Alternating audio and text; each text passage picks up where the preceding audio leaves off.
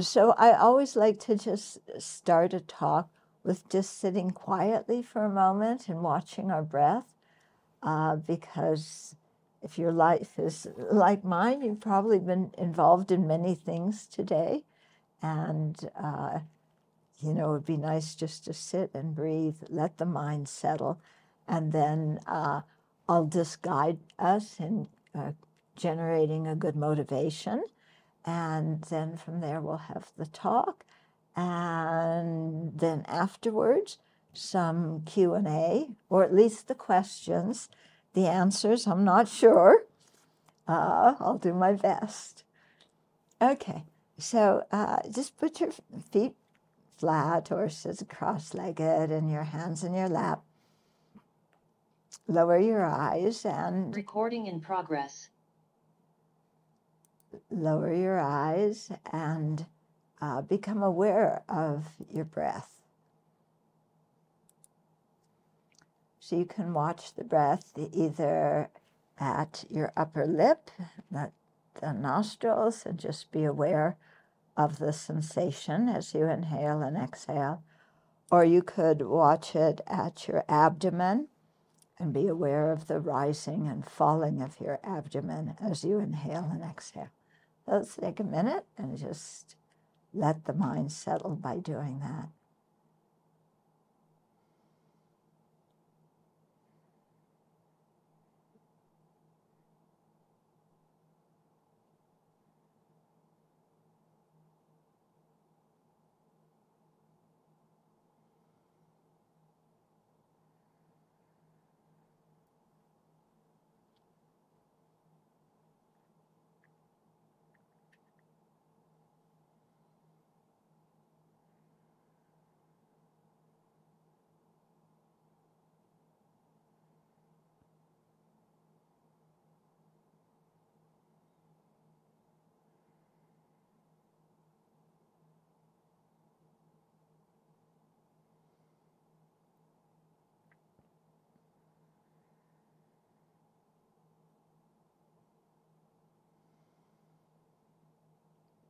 And then let's take a moment and generate a good motivation for sharing in the Buddha's teachings today.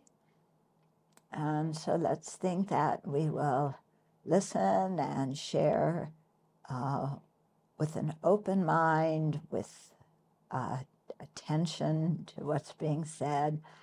And we're doing this so that we can learn skills that will help us in our lives, and in particular so that we can learn how to cultivate peace in our very chaotic and sometimes stressful lives and world, and so that we, by learning how to cultivate a kind heart, so that then in our daily life, we can contribute to the welfare of others and contribute to society in general by being a kind person, by listening well, and being compassionate. So just think of that and have a kind heart as we make that our motivation for sharing in the Buddha's teachings today.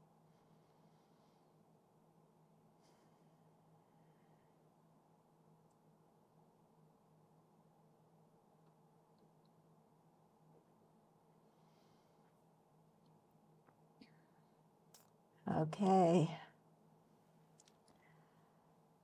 So, thank you so much for the invitation to speak. So this will basically be an introductory talk, and I should probably start by explaining why we generated the motivation at the very beginning of the talk, because probably you aren't used to doing that. But in Buddhism, as part of our regular daily life and daily practice, we try and develop a good motivation for all the actions we do during the day. Yeah. And so often in our society, we don't really know why we're doing what we're doing. We're just saying something, doing something. We haven't always thought about exactly what's my motivation. But our motivation, our intention, is probably the most important aspect of whatever action we do, okay? And which means that it's very difficult to be a hypocrite, because it doesn't matter how we look to other people if our own motivation is kind of rotten, okay? So let me give you some examples about this. So let's say there's a fundraising effort in the community to build a clinic for people who are impoverished. And there's one person who has a lot of money, and he makes a big offering, huge offering, to build the clinic. And he does it with the thought of, you know, now when they build the clinic, in the entryway, they'll have a plaque with my name saying, you know, this clinic was sponsored by so-and-so, and we're grateful to him for his generosity. And when they put that plaque in the entryway to the clinic, then I will be very happy, because everybody will know that I'm wealthy, that I'm well established in society, and yeah, because my name's out there. Okay, so that's one person who makes a donation. Then there's somebody else who doesn't have a lot of money, but they think, wow, you know, to build a medical clinic in a place where there's people who don't have a lot of money, what a wonderful thing to do. And I don't have very much money. I'm just giving a little bit. But wow, may every single person who comes to that clinic be cured of their illness. May they be happy. May they have a good life after that. And so that second person then just gives a little bit, because that's all they have. Okay, so in society, who gets praised? Who has a good reputation? Yeah, the person who gave a lot. Yeah, who gets ignored? The person who didn't give a lot. But who was the generous person? Yeah, is generosity determined by the amounts that somebody gives, or the motivation with which they give?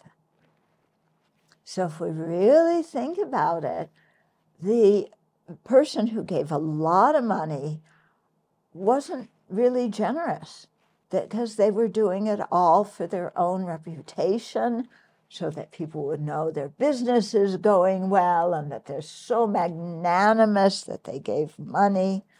But their motivation was completely self-centered. The second person, who didn't have much, they gave with a real motivation of love, wanting the people to be cured of their illness, a motivation of compassion, wanting them to be well. Yeah, so that person is the one who is really generous. So the point is, it doesn't matter really what other people say about you. It matters what's going on in your own heart. And since that is what really matters and determines whether what we do is virtuous or non-virtuous, then even if we fool the world by doing something that looks really fantastic, but we do it with a selfish mind, there's no virtue involved in that at all. So even people praise us, that praise is worth 0. Then if we're able to do something kind, and we've really thought about things very well, we have a good motivation, we want to contribute for somebody's benefit, and we do something kind, then even if someone else misunderstands it, criticizes us, they don't like what we did, we don't have to worry, because we are in touch with our own motivation, and we know that our motivation was one of love and compassion for the benefit of others. Okay, so this is something that's quite important in our lives, because we know how to fool people.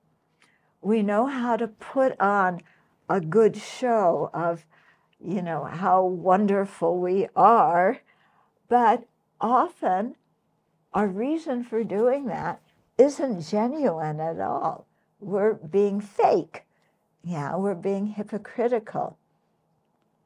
So that's why I said, in Buddhism, you can't really be a hypocrite, because even if other people believe the opposite of what you are, in terms of your actions and creating the causes for what you will experience in the future, and in terms of the effect of what you did on others, even if other people criticize, or even if they ignore what you did, you can still feel good about it, and you don't have any doubts in your mind. Okay? So this is a real call to us to always come back to what's going on in here, because we tend to be very involved with the external world, and with the objects of our, that we see and hear and smell and taste and touch, and our lives sometimes get really lost in dealing with the outside world, so much so in that we don't really check in with ourselves and why am I doing what I'm doing?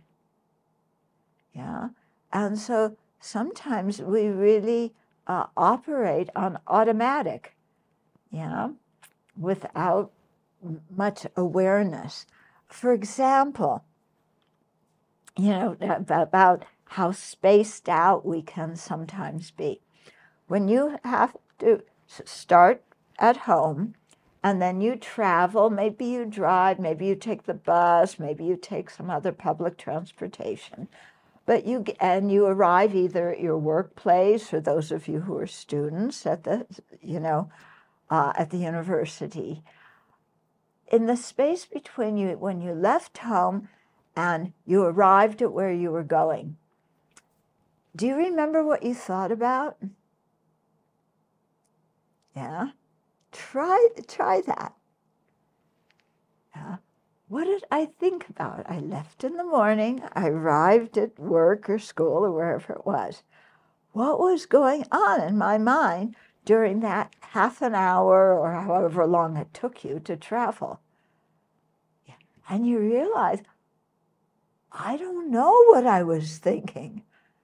You know that something was going on in your mind, but you can't even remember what it was, let alone assess whether it was something valuable or ridiculous to do. So in many ways, when I said we're operating on automatic, that's what I'm referring to. And then sometimes what we choose to do, maybe even your career or the top things you study in school, do we really think about, well, what do I want to learn about, and what's the purpose of my education, and what am I going to do with this? Do we have a clear motivation in our mind? And when you go to work, if I ask you, what's your motivation? To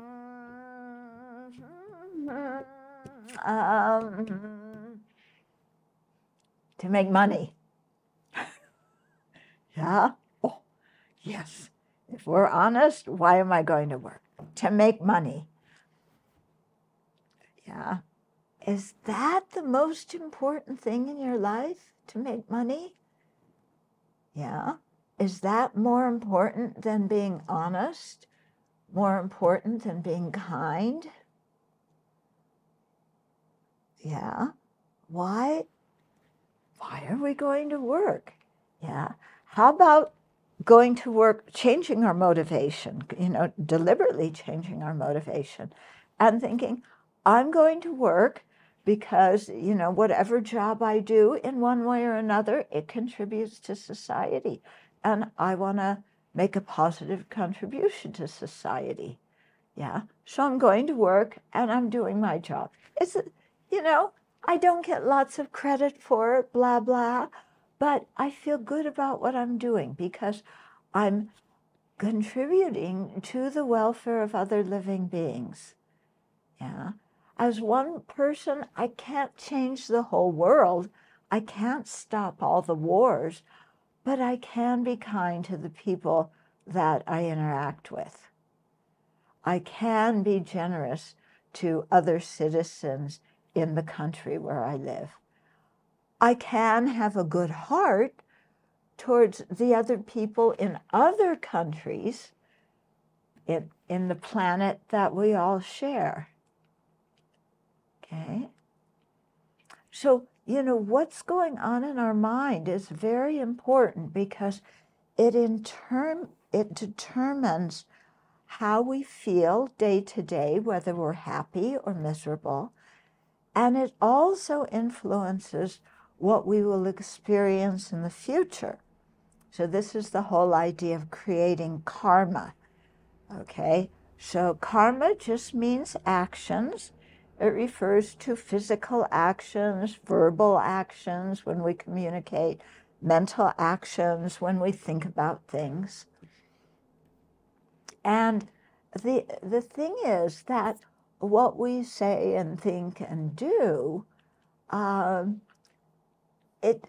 we do these actions and it leaves what's called, for lack of a better term, like an energy trace on our consciousness. This is called a karmic seed.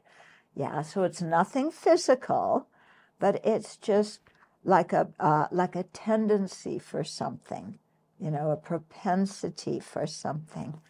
And then when we keep living our life, and then when conditions come together, then that can nourish the ripening of that karmic seed, then we experience a result of it. So through our present actions, we're creating the cause for what we will experience in the future. So that's a big wake-up call to be aware of what am I doing and why am I doing it, because this is not only affecting the people in my world now, but it's also going to affect who I become, what in my next life, what happens after death. If we have higher motivations spiritually, it will influence, how quickly we can progress on the path. So, we always say that everything actually comes back to the mind and originates in our mind. And when I say the word mind, I don't mean just our intellect. Yeah, there isn't a really good English translation for what I mean by mind. Maybe there is one in Portuguese, I don't know. But in English, when we say mind, we usually think of, intellectual knowledge, things like that.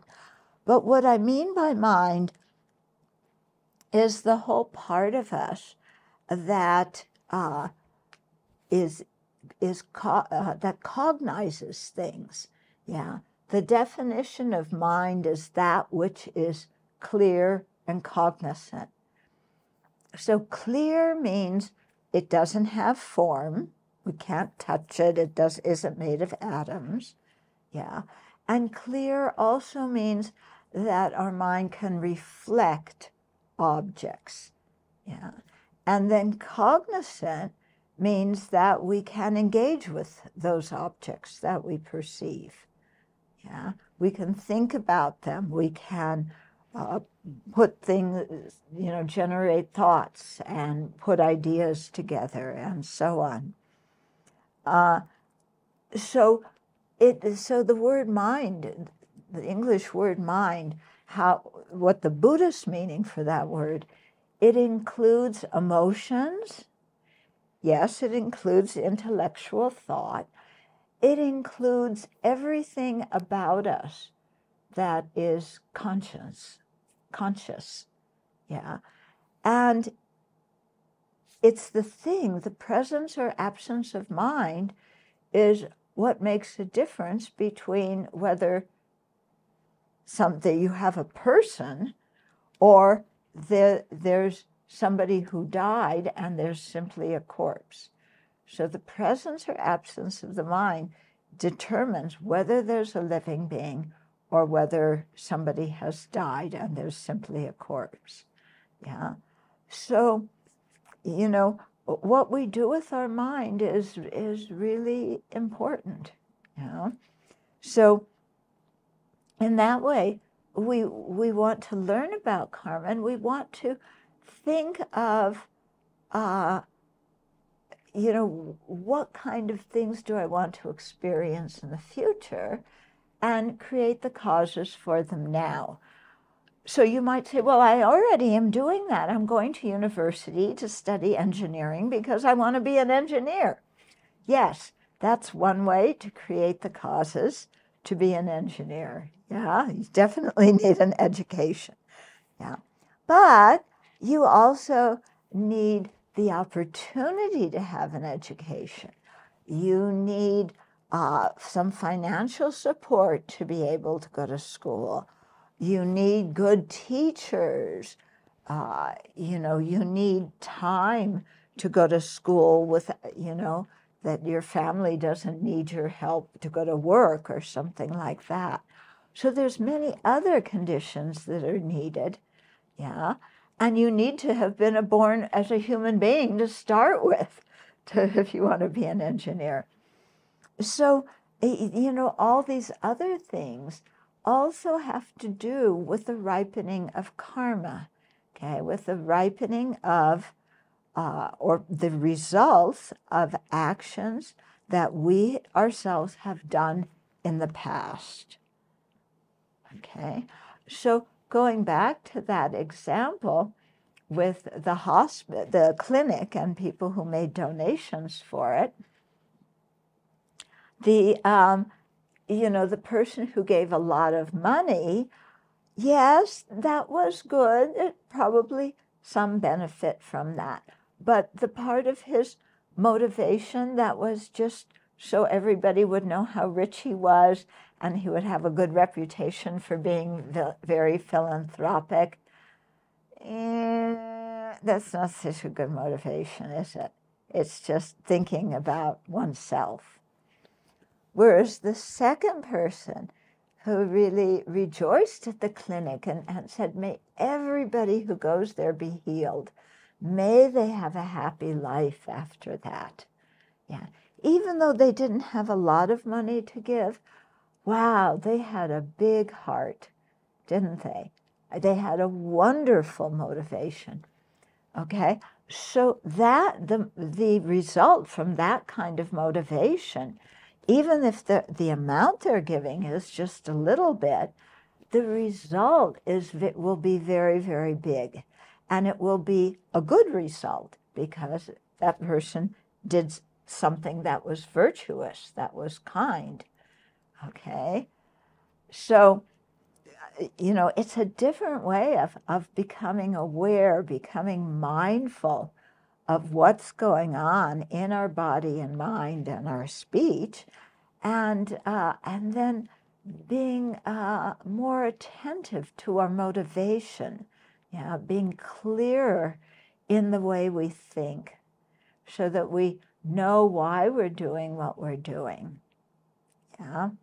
And if we can see that sometimes our motivation is not so good, it's very selfish, then we need to stop, and say, gee, if I do this just with a purely selfish mind, it's not so good. I'm not even respecting my own potential, if I do something with a selfish mind. So I'm going to stop and think about the kindness of others, generate a mind that has a good motivation, one of genuine generosity, a motivation of ethical conduct, a motivation of having patience and fortitude with people who are sick or troubled, and so you take the time to deliberately change your motivation if you see that you're having kind of a rotten one, okay? And as we do this, and it's a training in our mind. It isn't something that we can, develop this new habit, tomorrow and ever after. But it's something that we train our mind in, and gradually we become more familiar with. The more we do that, first of all, there's a lot of benefits. The first one is that we feel good about what we did. Oh, I did something really wishing somebody else well. I rejoice in what I did. Whereas sometimes when we do things with a rotten motivation, and we look at like, oh, I made that remark because I was really mad at somebody and I just lashed out and criticized them. And then afterwards, you don't feel so good.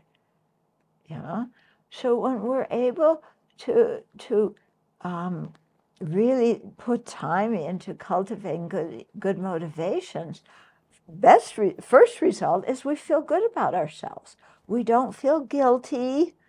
We don't berate ourselves. We don't say, oh, what did I do? How terrible I am. There's none of that. Instead, there's a peaceful feeling. When we go to bed at night, we feel happy. And then also, when we act with that kind of motivation, it not only affects ourselves now, it affects the other people we're with. So that one person, he gave a little bit of money for the clinic, but think of how many people are going to be benefited by that clinic. Now, okay, it's not all due to his money, but his motivation supports, that clinic. His motivation supports all the goodness that the doctors and the receptionists and everybody else there are doing. Okay, so, we make a contribution to society, to our community, so the people around us are happier. That's the second result. And those results both come in this life. Then the third result is we planted a seed of virtue in our own mind, and that will ripen in our own happiness. And particularly because, the person who gave some money for the clinic, he was practicing generosity.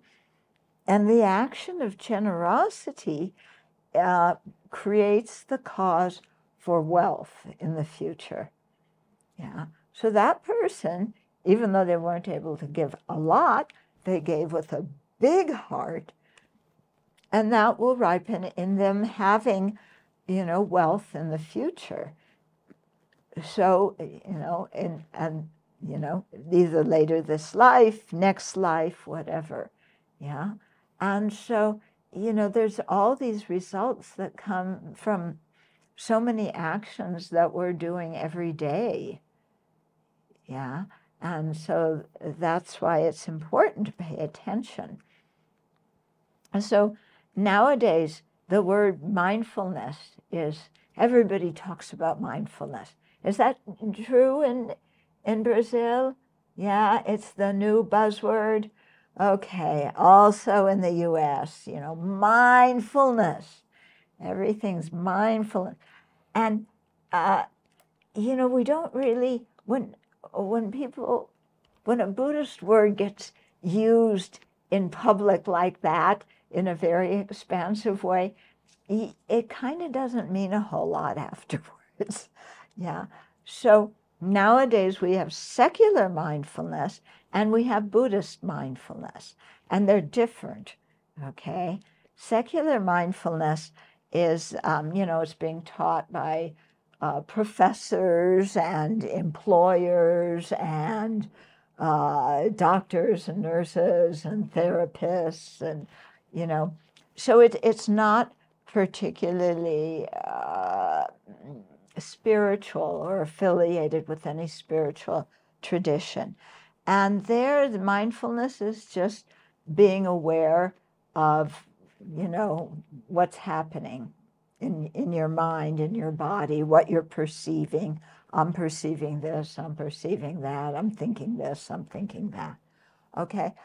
And they don't talk much about ethical conduct in secular mindfulness, and they don't talk a lot about love and compassion either. Whereas in Buddhist mindfulness, and this is what, I like to teach, that, has much more to do with our ethical conduct and with generating love and compassion and forgiveness. Okay? So, because the Buddha taught a practice, it's called the 4 establishments of mindfulness. So, we are establishing mindfulness on 4 different objects. One is being mindful of our body. Yeah, what's my body doing? How am I feeling? And not just being aware of that, but actually, saying, am I physically doing something that is worthwhile right now? Yeah? Or am I doing something that is wasting time? Or am I doing something that could harm others? Or am I doing something that could help others? So, it involves that mindfulness of what our intention is, what's going on in our mind. And, same with our speech. When we speak, to be mindful of our speech, why we're saying things. So the 4 mindful establishments of mindfulness that the Buddha taught was, the first one was, our physical behavior. And specifically here, not to harm any living beings physically, not to steal their property, not to have unwise or unkind sexual relationships, things that we do with our body that create a lot of havoc in the lives of other people, and that we don't feel good about ourselves, and that plant the seeds of non-virtue in our mind, which will ripen in suffering in the future. Okay, so mindfulness of body, mindfulness of feelings. So to be aware, am I happy? Am I sad? So here feelings means happy or suffering. Is this a pleasant feeling? Is it an unpleasant feeling? Yeah. and to be aware of how we, our feelings really influence what we do. Yeah, because we want pleasure, we want happiness, don't we? Yeah. And so in our attempt to get happiness and to get rid of suffering, we do all sorts of things, yeah? And that's what takes up most of our time during the day, what we're doing, looking for good experiences, getting away from bad experiences, yeah? And when we really look, wow, I am so driven by my feelings of pleasure and pain. You know, how much that drives my life. You know, I don't want even the tiniest little bit of inconvenience. You know, I don't even want a prick by, somebody's giving you roses as a gift and you're focused on, oh, but the thorn hit me and that hurts, So I don't want the smallest pain. I want the biggest happiness, any little bit of happiness. Yeah. And have you ever noticed, when you go out to a restaurant and you have to order food, how your mind is going, what do I feel like eating? What's going to give me the most happiness? Yeah. And then it takes us so long to figure out, what do I feel like eating? And how can I get happiness from this? And yet, while we're eating, when you go out with your friends, do you really pay that much attention to the taste of the food, or are you more paying attention to your friends? Yeah. But, I want everything to taste really good. And the temperature in the room, it can't be too cold, it can't be too hot. Yeah. So, always trying to change the temperature. And I want nice music. I don't want my parents' music. I don't want my children's music. I want the music from my generation. It gives me pleasure, I don't like, horrible sounds like somebody jamming on the brakes and the car skidding. Oh, and how that grasping for happiness and that grasping to be free of any kind of suffering, boy, does that motivate us. So much of what we do, yeah? And when we look carefully, boy, who are we thinking about all day long? Yeah, when you wake up in the morning, who's the first person you think about? Me. Yeah. Do you wake up thinking about the war in Ukraine? Do you wake up thinking about what's happening in the Middle East or even in our own countries? Do we wake up thinking about the people who, are sick in our country or the people who are well? All day long, me. Okay. It's true, isn't it? Yeah. It's really true. And yet, some of the things we do to get happiness and to stop suffering harm others and also harm ourselves. Yeah?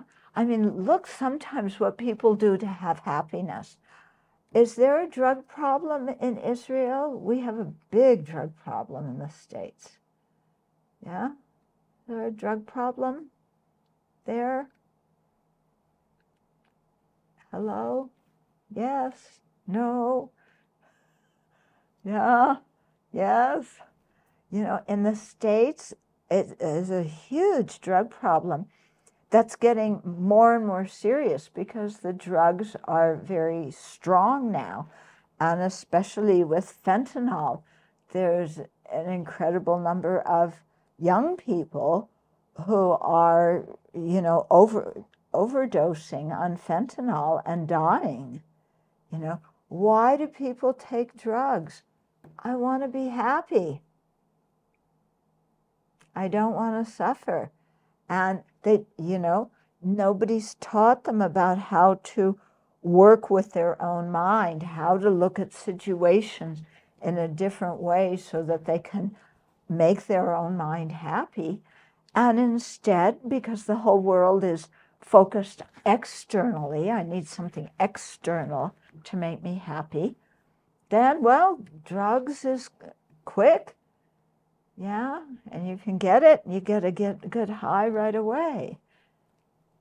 Yeah, but what's the long-term effect on oneself? How about on your family? How about society in general? Yeah, so our motivation is for our own happiness, but we don't always wind up being happier. Yeah. So, you know, we have to really check what's my motivation. Yeah. And then whenever we have a problem, yeah, who's the source of our problem? Somebody else. Yeah. Why am I unhappy? My boss, you know, is bossing me around. Yeah. Why am I unhappy? My roommate didn't clean the dishes. Why am I unhappy? This person did this, or that person didn't do that. Yeah. And so we're constantly blaming other people, you know. And in the US, probably in Brazil too, we like to blame the government for our problems. You know, why am I unhappy? The government this, you know, and sometimes my family, you know, even my pet dog. You know, all these other people are just doing all these things that make me unhappy. It's always outside. And we think the cause of our happiness is also outside. So I have to make more money, and I have to get a really nice car, and I want this, and I want that. And if it means I need to cheat a little bit to get what I want, well, as long as nobody else finds out, it's okay, because I won't have to suffer any result for my actions. Yeah. So that kind of mind, it doesn't understand karma. Yeah. It doesn't understand that we will experience the result of our own actions in a future time, later in this life or in, you know, future lives. So when we really look at it, it's like our way of thinking, we want to be happy, we don't want to suffer, but we really don't know what the causes for happiness are and what the causes of suffering are. And in our attempt to be happy, sometimes we do things that harm ourselves in this life, like taking drugs. Yeah? Or you have a relationship outside of your committed relationship. Yeah? You have a sexual relationship with somebody else who's really attractive, and my family won't find out. My spouse won't know, and the kids won't know, because I'll just tell a few little white lies. Yeah, and nobody will know. Really? Really? Nobody else knows? Really? Your spouse isn't going to guess? Really? Your kids aren't going to guess? I can't tell you the number of people who come to talk to me who say, oh, when I was a little kid, I knew my dad was having an affair. It's usually the man, sometimes the woman. But I knew one of my parents was having an affair. Yeah, they didn't know that I knew, but I knew. Oh, you know, is that the example you want to set for your kids? So, you know, what I'm getting at is we want happiness. We don't want suffering. But in our desire for happiness, we sometimes do things that harm ourselves, things that harm other people that we care about, things that create the cause for ourselves in the future.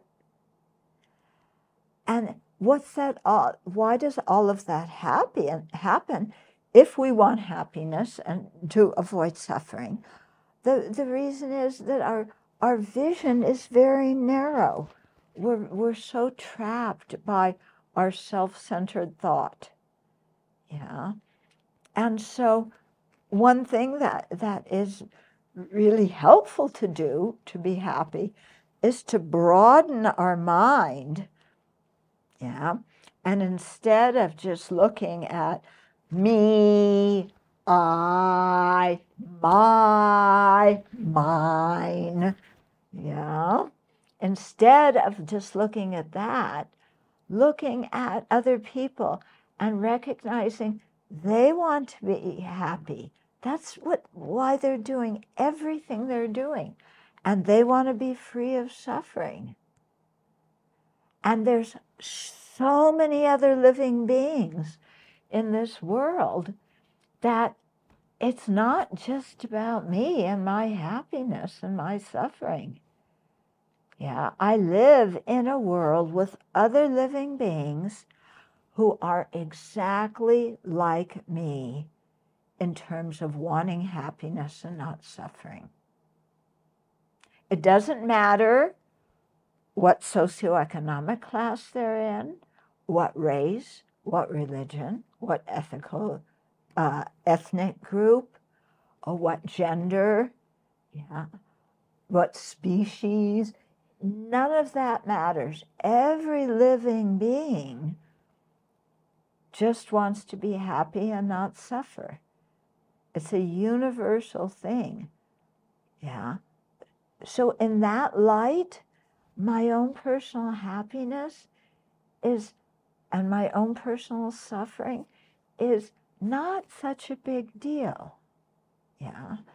If I make it into a big deal, yeah, if I make my own happiness and my own suffering into a big deal, because I'm the most important one in the world, then what happens? Yeah. Well, first of all, we become very ego-sensitive. Because if everything revolves around me, then I'm always looking, you know, are people praising me? Are they criticizing me? Do I have a good reputation? Do I have a bad reputation? How can I look good to other people? It doesn't really matter what's in my heart. I just want to look good so I have a good reputation. I just want to be free of suffering. It doesn't matter who I have to help harm in the process of being free of my own suffering, because my suffering is more important. But then we harm somebody else, you know, because we think they're the reason that I'm suffering. And then afterwards, you know, we don't feel good about ourselves and we still don't feel happy. Yeah. Have you ever noticed that, you know, especially when you hold a grudge towards somebody, ever held a grudge somebody did this to me 5 years ago, 10 years ago, 5 days ago, 5 minutes ago, but they did something I didn't like. Yeah, so I'm going to retaliate. Give them a taste of their own medicine. Yeah, hit them where it hurts so they'll know how I felt. And then we do something really mean, really nasty, and very often the people we treat the worst are the people we love the most. Very interesting. Yeah, think about this. Yeah. Would you ever say to a stranger what you say to a family member who you love?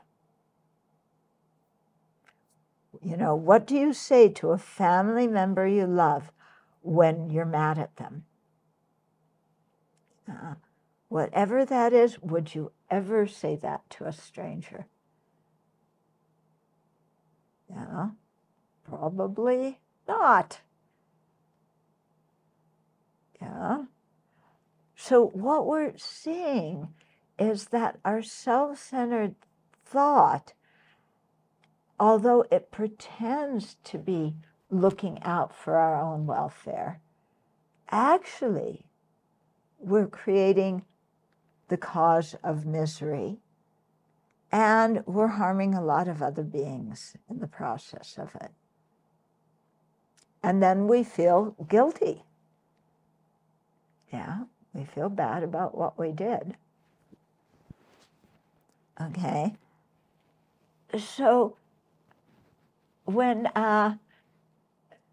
this doesn't mean that I always sacrifice myself for others. You know, we shouldn't have the image of Jesus on the cross, and in order to be compassionate, I have to suffer. No, you know, we just have to be kind. Yeah, be kind. Don't harm others. Yeah, and when we're kind and we don't harm others, we're happy. Yeah. So what we find is that helping others creates happiness for ourselves. Harming others makes us unhappy too. I read an article about some young people in a juvenile detention center in the US. You know, so these young people had gotten in trouble with the law. Maybe they were burglarizing something, or joyriding, or shoplifted, or stole a car, or, you know, even had a gun, or got in a fight with somebody. Yeah. So these people, these kids, they were teenagers, had gotten in a lot of trouble with the law. And so, you know, these kids are super confused. They're very angry, you know, and they don't know why they're so miserable. So the people in the detention center arranged for these kids to go to an old folks' home and help the old folks go in the park. Okay? So they had to go, and maybe, you know, in the old folks' home, there's somebody in a wheelchair. So this teenager would be the one who would push the wheelchair and take them for, you know, to go into the park. And for somebody, you know, an older person who's living in an old folks' home, wow, going outside, it was wonderful. And for this kid, it's like, wow, what I'm doing, somebody else appreciates. You know, I may have gotten in trouble with the law, because I didn't care about how my actions affected others. But here I see that I can actually do things that make people happy. And that makes me feel good about myself. And that makes me care, I care about these other older people, who are old. Their relatives don't come and visit them so much anymore. But look, I can take them out and we can have a good afternoon together. Yeah. And these are rough kids now pushing wheelchairs, or maybe helping, an older person who's using a walker. Yeah. And they're staying with them to make sure they're able to go straight with the walker and don't get exhausted. Yeah. Or they're helping somebody who, an older person who you need to cut their food up a little bit. Yeah. Because they can't cut their own food. So you do it for them. Just these small things that these kids who are delinquent, what they did for the older people, it brought so much joy to the seniors, and it brought much happiness to these kids. So it's a very good indication that when we do things that are kind for others, we experience happiness. Yeah. When we do things that harm others, we experience suffering too. Okay? Because if we harm other people in society, they're going to be angry, and who are they going to take it out on us? Take it out on us. Okay? So I used to live in Seattle, and I remember at one point they were having on the ballot, a question whether people wanted to pay more property taxes that would be used for education. Yeah, so it was voting yes or no to have more property taxes and don't give it for education. And there was such a big debate about it because some people, their children were older, they had grown up, and they said, why should my taxes go for the education of your children? Yeah, you should pay more taxes because it's the education of your children. My children are out of school now, and they're making a lot of money, and that's good. I'm happy. Yeah, but I don't want to pay more taxes for your kids. What happens? Yeah, if you don't have more taxes that go to education of children, what happens? Children don't have a good education. Yeah, they don't have after-school activities, sports activities, creative things that really let children play and learn and do something fun together.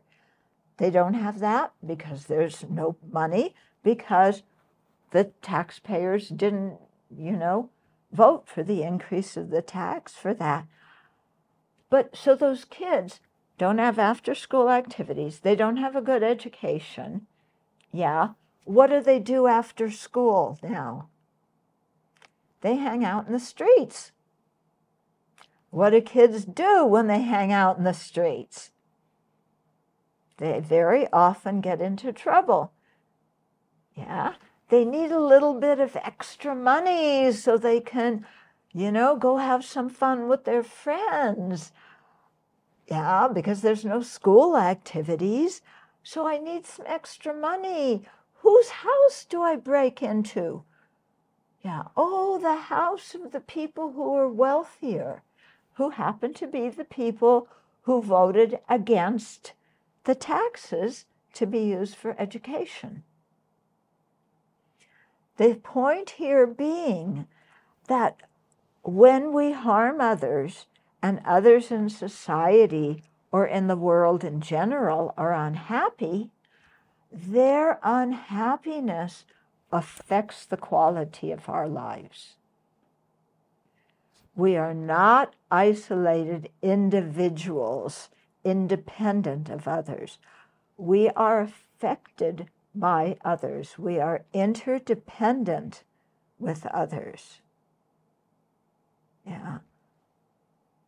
So if I harm somebody and it creates bad feelings or poverty or warfare in society, then I have to live with people who are unhappy. That's not much fun, because people who are unhappy let everybody else know that they're unhappy, and they think that things are not fair. Yeah. Whereas if we can do something good for others, yeah, then we live with happy people. And living with happy people makes us happy. Yeah. So the Dalai Lama, who was one of my teachers, once said, if you want to be selfish, be wisely selfish and take care of others. Wow. Yeah. How is taking care of others being wisely selfish? Because if I take care of others, they're happy. Then I live with happy people.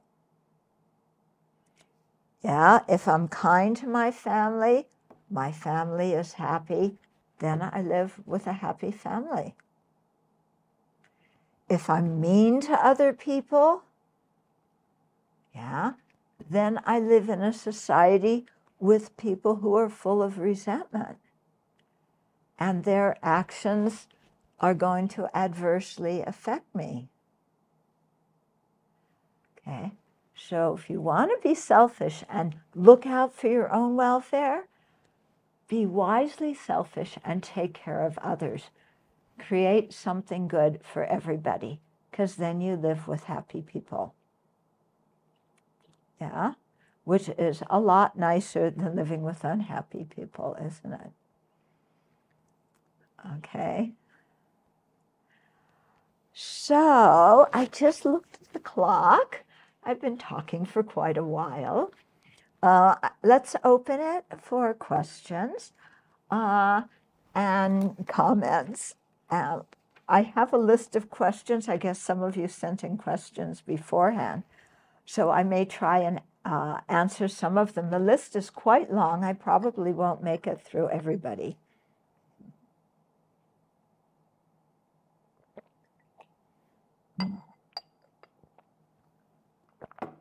Okay. So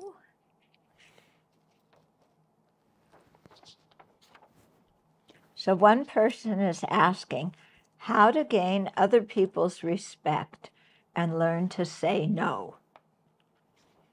Okay, well, I think to gain other people's respect, we have to respect ourselves. Respecting ourselves is different than being self-centered. It is respecting ourselves in the sense of I'm a person with potential, yeah, and I really do my best to keep good ethical conduct, yeah. So I want to have integrity. I want to do what's right.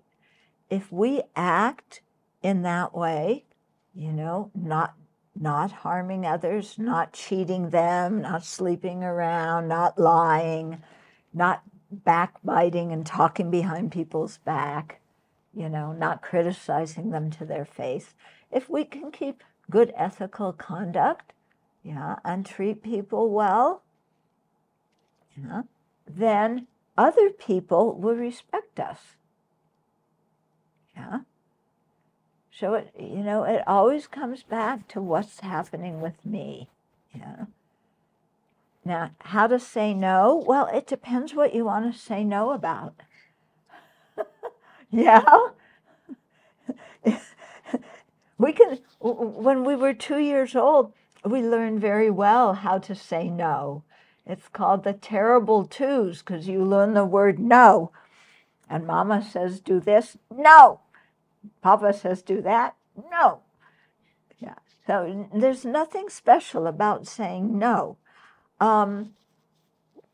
If you feel that, let's say, somebody asked you for help, but you feel like your own schedule is really stretched very thin and you're not able to help, then rather than say yes and not show up, it's better just to say, I'm sorry, you know, my schedule's really full, I'm stretched thin right now, I can't help.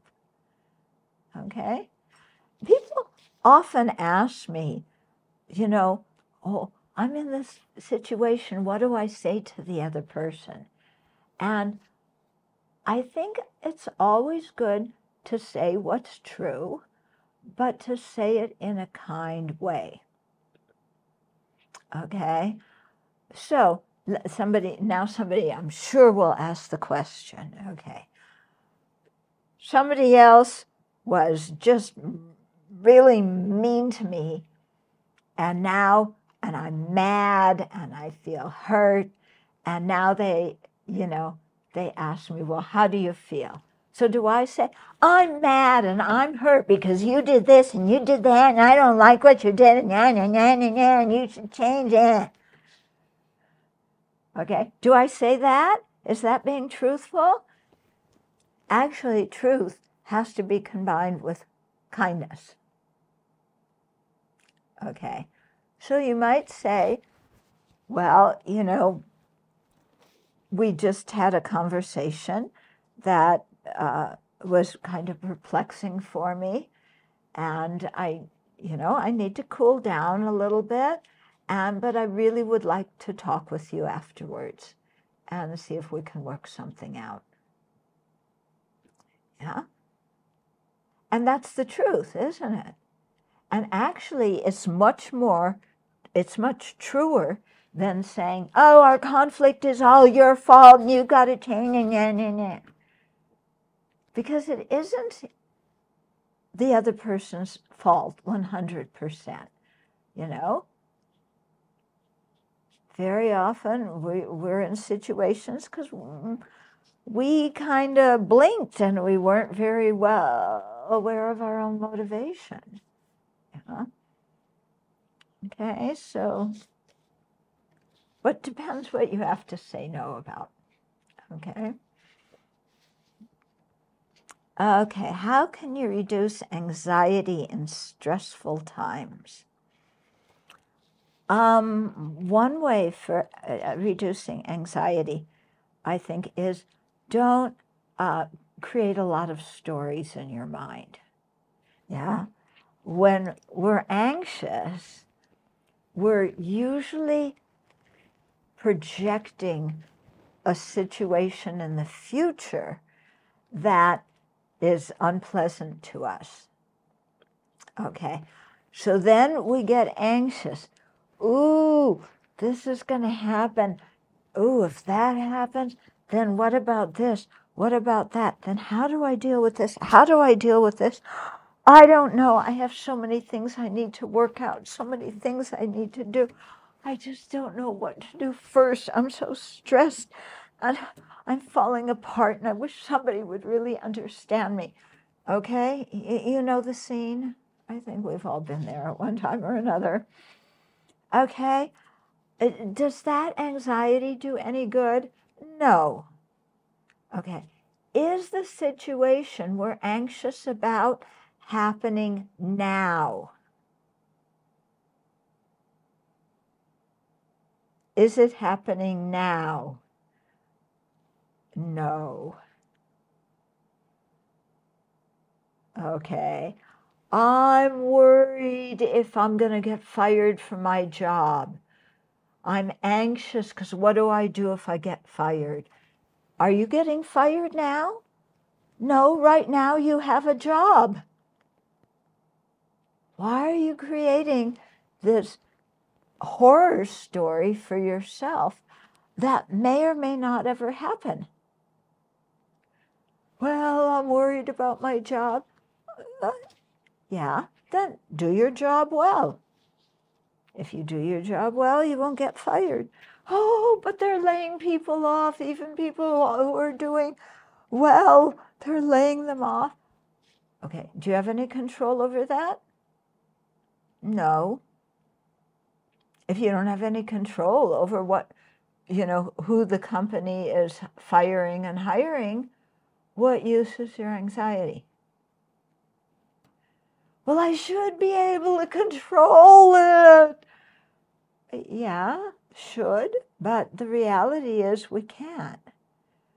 So instead of creating horror stories in your own mind, just relax. Let's see what develops, and then we'll deal with a situation with a clear mind. Because when we let ourselves get fearful and worried and anxious, then our mind is so confused that we can't really deal with a situation in a productive way because we're so emotionally just agitated, yeah? Whereas, okay, the situation isn't happening now. If it does happen, I'll deal with it. Even if something else unpleasant happens, there's society around, there's resources around that will help. I have family and friends who can help. Maybe everything won't be exactly the way I want it, but I can still have a happy mind. I can still, be kind to other people and create a happy life for myself. Yeah. And people go, oh, but if I lose my job, then my children, this and that. Well, yeah, but you're working right now. Why are you so worried? Okay, so what happens if I do lose my job? So let me tell you a story of what happened to a friend of mine who lost her job. She had, I think, 2, maybe 3 kids. She was a single mom, and she lost her job. So it was hard for her having enough money for food. But what she did is she sat down with her kids and she said, we're going to have a picnic. So she arranged a picnic in their living room. They had a fireplace and they all sat in front of the fireplace and they had a picnic. They packed their sandwiches and they unpacked them and then they played some board games and things you would do if you went on a picnic. And she had this wonderful picnic with her kids. And her kids were happy and she was happy. And it was time spent with her children that was really a bonding experience for them, even though they had a very simple dinner because it was a picnic. So maybe they were just eating, in America, you would eat peanut butter and jelly if you needed a cheat meal. I don't know in Brazil what you'd eat, but something similar, But they had such a good time together. Yeah. So, why what we watch for when we see anxiety in our mind is we are inventing stories. Yeah. Now, in your school, you may not have been very good at creative writing, but actually, we are all creative writers. Yeah. And we create horror stories, we create dramas, we create romantic, blissful things, all in our own mind. And what actually happens? Well, that's something else. But how about, paying attention to our motivation, creating some kindness in our hearts and doing kind things for people right now? Yeah.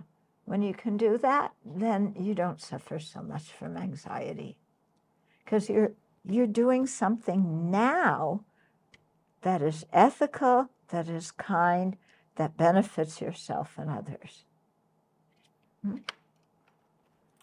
Okay. Okay, so what motivated you to write about this subject? The subject was Open Heart, Clear Mind. That's the title of the talk. So I hope I've been trying to explain how to have an open heart and how to have a clear mind. Okay, I wrote that book because I was teaching in Singapore. I was teaching the Buddhist classes in Singapore. And some of the kids there, because I was teaching a lot at the university, and one of the students said, "Can you recommend a good book about Buddhism that doesn't have a lot of Sanskrit terms and Pali terms and Tibetan terms and Chinese terms, something that is in our own language? Can you write a book about Buddhism that I can give to my mom that she can understand in her own language?" So the student gave me an assignment to do. Okay, so that was why I wrote the book, Open Heart, Clear Mind. It was written as an introductory book, that people could give their mothers, and I tried to write it in very clean, clear language without a lot of complicated terms or foreign terms. Yeah.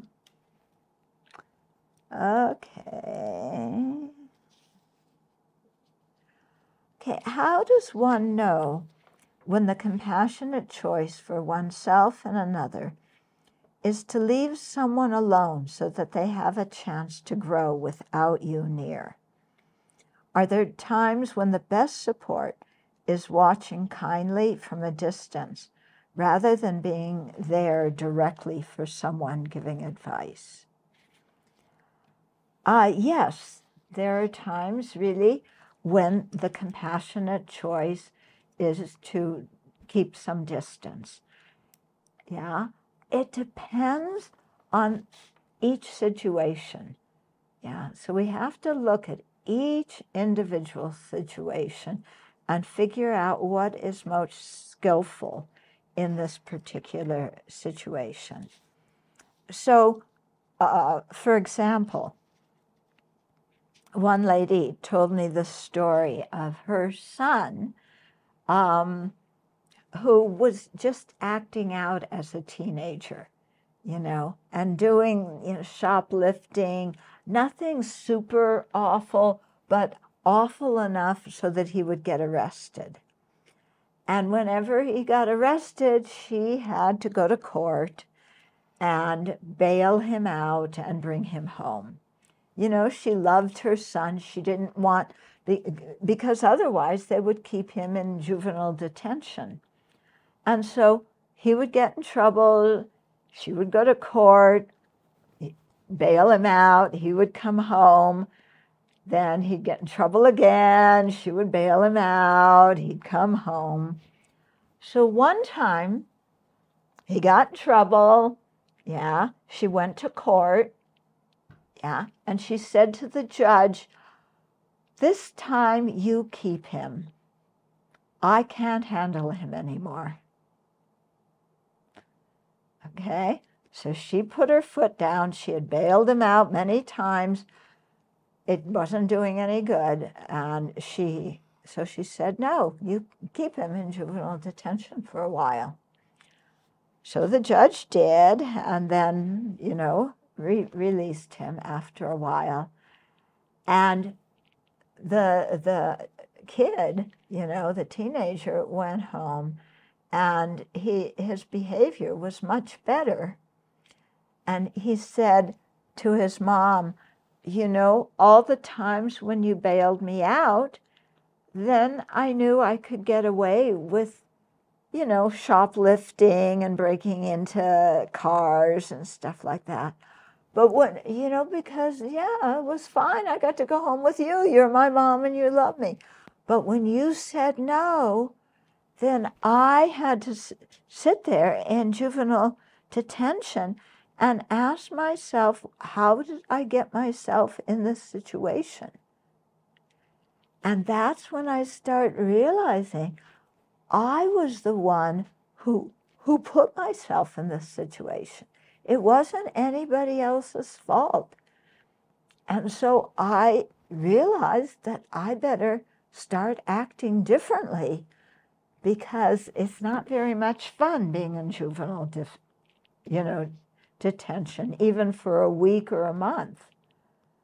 Yeah. So that was a very good example that mother knew, she had done her best, she backed away, but it made her child be more responsible for his own behavior and more responsible for his own situation. Yeah. So, and just a little bit of advice for people who have children. I think it's always very good when your children are little, make sure that there's other adults that they bond with. Because I don't know in Brazil, but in America, once kids become teenagers, they are often very rebellious. And whatever their parents say, they want to do the opposite. So, they want to be independent adults. So sometimes, for a few years in there, the communication between parent and teenager is difficult. But if, when they were kids, you made sure that they connected with other wise adults who they trusted, who they trusted, who they liked, then even in those difficult teenage years, even if they couldn't talk to you, they had another wise adult they could go to. Yeah. So making sure when your kids are little that you kind of get that set up can be a real blessing when they get older. Yeah. Because sometimes when they're older, as a parent, you've done your best and you need to step back, and they need to learn from other wise adults, and they need to learn from their own experience. And even though you want to protect them from harm, you can't always do that. Yeah. But they need to learn. And they will learn. Okay. Oh, our time is up. Look, there's still a huge page full of text questions. I'm sorry I couldn't get to all of them. Yeah. But for those of you who speak English, if you go to my website, there's a lot of long talks, short talks, intermediate length talks, and so you can learn there. And I think I don't know if some of my books were translated into Portuguese, so yeah, you can get the books too. Okay, so as a way to close, let's just sit quietly, come back to our breath for a minute, and think about something that you heard during the talk that you want to really think about afterwards.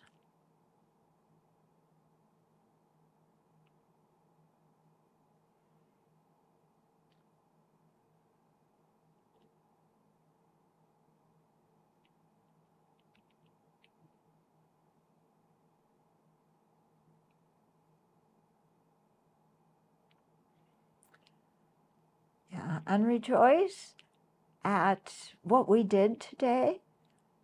Rejoice what we did together as a group. This whole group of people, some in person, some online. We thought about something useful. We generated a kind heart.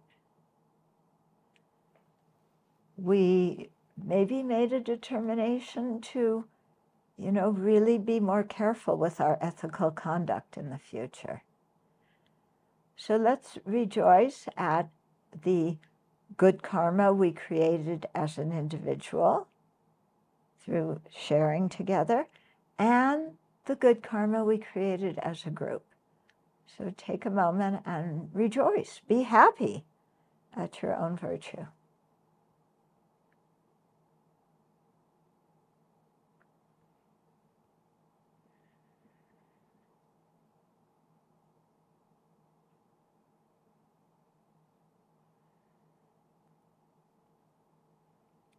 And then let's dedicate the results of our good actions with prayers and aspirations that all beings be happy, all beings be free of suffering. So we can imagine sending the energy of our good karma, the energy of our virtue, out into the universe, with prayers that it ripen in the alleviation of suffering for all living beings, and in happiness and peaceful mind, peaceful life for all living beings.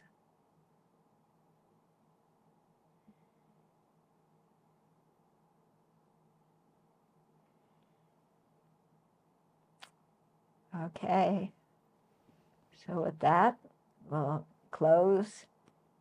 Thank you again for giving me the opportunity to share some things that are dear to my heart with all of you, and I wish you all very well.